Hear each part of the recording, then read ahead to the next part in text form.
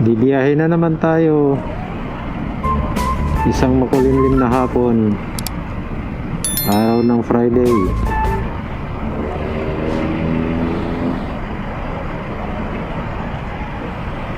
Pero hindi naman umuulan. Mas masarap yung magbiyahe na ganito. Hindi maaraw at hindi rin maulan. Tama lang. Maraming motor. Iba't ibang klaseng motor.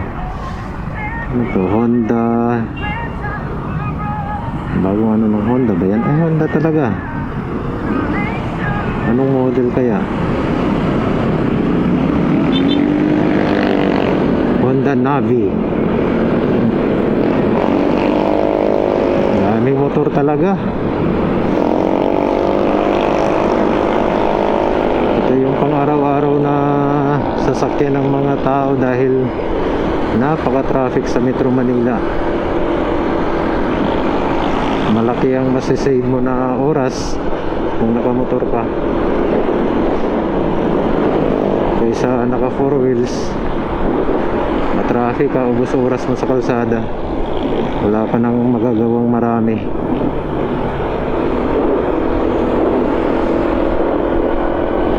Samantala sa motor, marami kang mapupuntahan. Ingat nga lang dahil open, wala ka naman sa loob ng katulad ng sasakyan, nasa labas, katawan mo nasa labas. So doble ingat lang sa pagmumotor.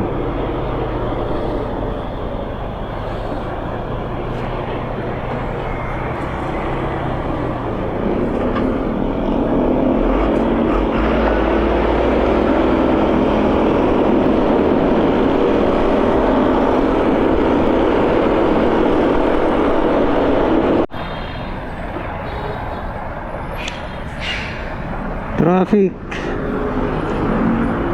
Wala nang pinipiling oras ang traffic sa Metro Manila. Punong-puno na ng sasakyan.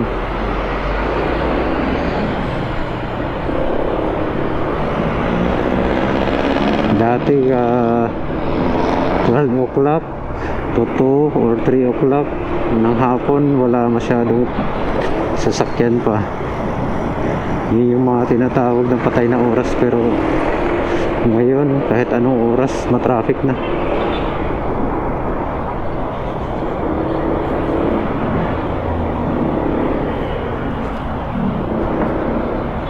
Lalo na kapag rush hour, sobra matraffic.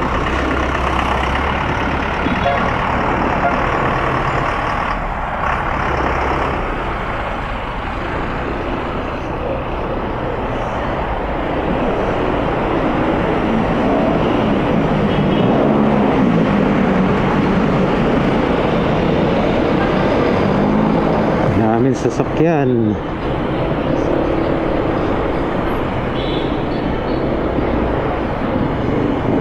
Kailan ba matapos tong MRT na to?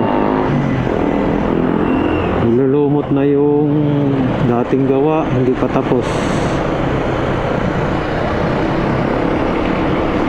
Sobrang tagal. Imbis na mapapakinabangan, hanggang ngayon hindi pa rin. Isa pa, nagpapatraffic ito. Sa sobrang tagal, mahaba rin ang pagtsatsagaan ng tao sa traffic. Dahil sa gabal sa kalsada, yung mga materialis,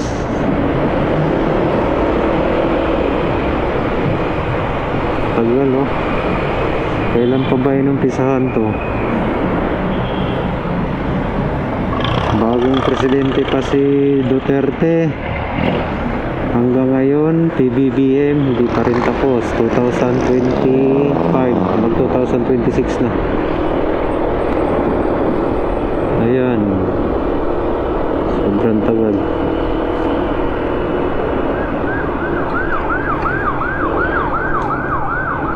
Ang ganda ng kalsada dito sa Commonwealth ngayon, ah. Sana laging ganito. Sana all. Dapat ganito. Hindi yung napakatagal gawin ng flood control. Ang tagal gumawa, ititingga ng halos isang taon. Paantay ng bagong budget. Yan, oh, ganda. Tapos sabayan ng bagong markings ng motorcycle lane. Yan, bagong bago. Ay, salamat. Ngayon lang, ganito kakinis. Dapat ma-maintain to. Laging ganito para hindi naman bugbog yung mga pangilalim ng sasakyan o pangilalim ng motor. Mga shocks unang nasisira sa ball joint.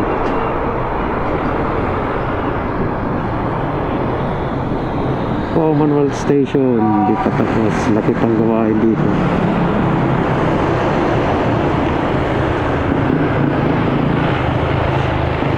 Kung napunta lang lahat ng mga budget sa Pilipinas sa tamang proyekto, hindi lang napupunta sa bulsa ng mga,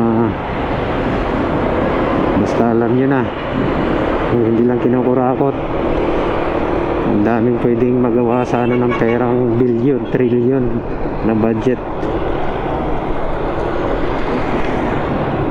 para sa taong bayan. Dapat yun.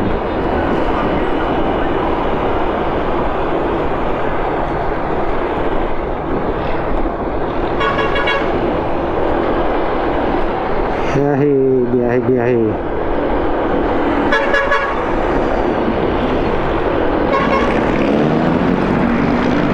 Isa pa sa atin kaya matraffic, walang proper terminal kung saan saan sasakay, kung saan saan bababa. Sana magkaroon ng malaking terminal, maayos na terminal para yung tao doon bababa at sasakay. Nakakadagdag din ng traffic yun dahil syempre hinto, andar, hinto.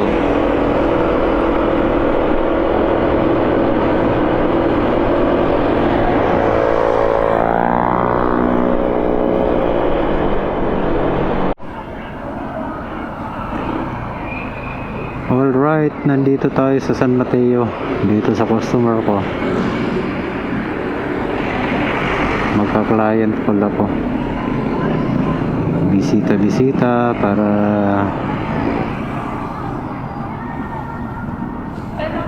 makapagkwentuhan about negosyo.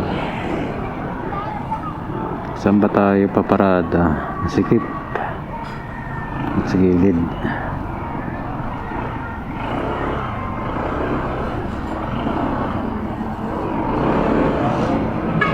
May dadaan yata. May dadaan nga.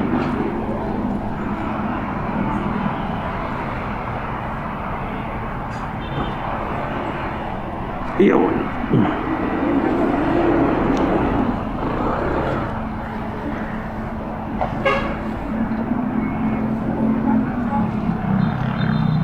Oh.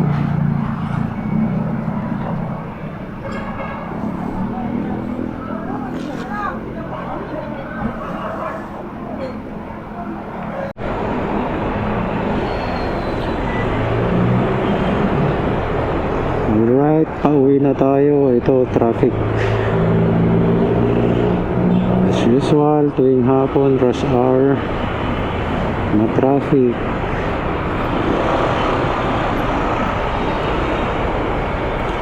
Agawan sa kalsada.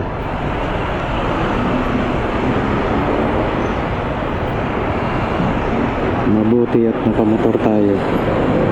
Ayun, pati pedestrian. Hindi na rin makita yung markings ng pedestrian, malabo.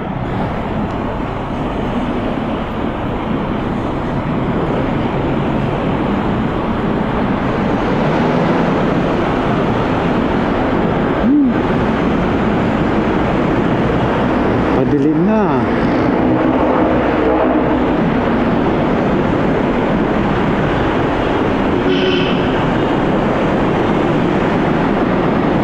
Excited na makauwi sa bahay, sa kanya-kanyang bahay. Uwian na. Medias Lechon.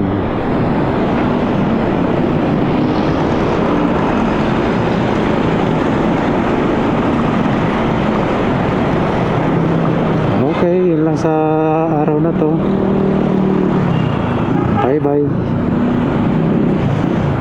Hapon na. Uwian na.